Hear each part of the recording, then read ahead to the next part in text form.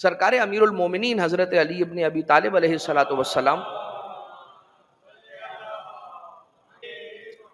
مولا شہر کوفہ میں ایک خطبہ ارشاد فرما رہے تھے، اور مولا نے یہ فرمایا کہ خدا کی قسم، قسم اس خدا کی کہ جس نے رسول اکرم کو حق کا نبی بنا کے مبعوث کیا. کتنی بڑی قسم کھا رہے ہیں مولا. یہ فرمانے کے بعد مولا یہ کہتے ہیں، قسم کھانے کے بعد یہ مولا فرماتے ہیں کہ قسم ہے اس خدا کی کہ جس نے رسول کو حق کا نبی بنا کر مبعوث کیا. کوئی ایسی چیز کہ جس سے انسان کو خوف ہو، یعنی کہ میں کسی مصیبت میں آ جاؤں گا، کوئی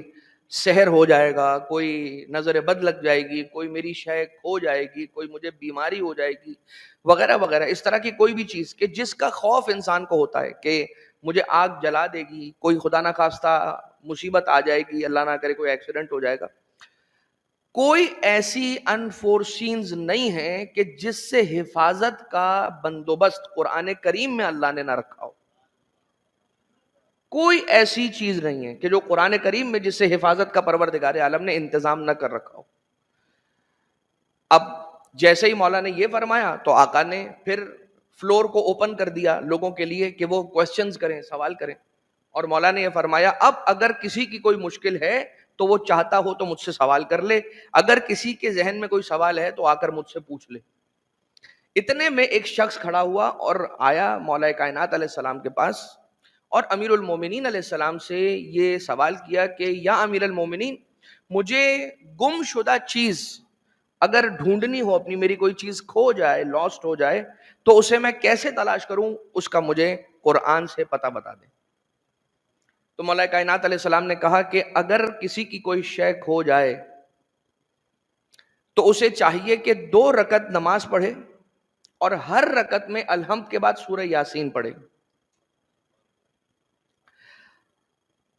ہر رکعت میں الحمد کے بعد سورہ یاسین پڑھے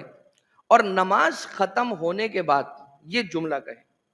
یا ہادی الضالہ، اے کھو جانے والی چیز کی طرف رہنمائی کرنے والے، رد علیہ ضالتی، جو میری کھوئی ہوئی چیز ہے وہ مجھے واپس پلٹا دے. یعنی سورہ یاسین وہ سورہ ہے کہ اگر کوئی شخص نماز میں اس کیفیت کے ساتھ، یعنی وہ فارمولیشن کے جس فارمولیشن کے ساتھ مولا نے بتایا کہ 2 رکعت نماز پڑھے، ہر رکعت میں الحمد کے بعد سورہ یاسین پڑھے، نماز کے ختم ہونے کے بعد یہ جملہ کہے، یا ہادی الضالہ رد علیہ ضالتی، اے گم شدہ چیزوں کے ملا دینے والے پروردگار، میری جو کھوئی ہوئی چیز ہے وہ بھی مجھے پلٹا دے. تو اس کی وہ جو شے تھی جو گم ہو گئی تھی وہ اس کے سامنے آ جائے گی بائی اینی مینز، اس لیے کہ خدا تو مسبب الاسباب ہے،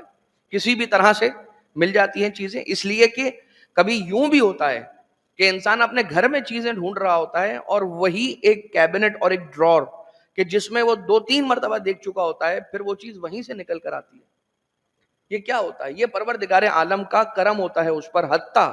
اگر یہ جو کرم رب ذوالجلال پر ہوا ہے، یقیناً توسل کیا ہوگا، امام زمانہ علیہ السلام کو شاید یاد کر لیا ہوگا، یا کسی بھی ایسے نیکی کے عمل کی وجہ سے پروردگار عالم سے وہ کنیکٹ ہو گیا ہوگا.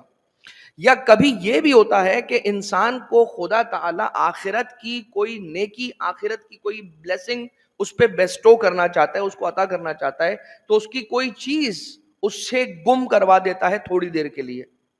تو پھر ہوتا یہ ہے کہ جتنی دیر تک وہ چیز، اس کی کھوئی ہوئی چیز، گم شدہ چیز اسے نہیں ملتی ہے اور وہ تڑپتا رہتا ہے اور پریشان رہتا ہے، اس پریشانی کے عوض میں خدا کہتا ہے کہ اس سے بھی میں کمپنسیٹ کروں گا، تو میں آخرت میں ایک نیکی دوں گا اس کے کمپنسیشن میں اور عوض میں.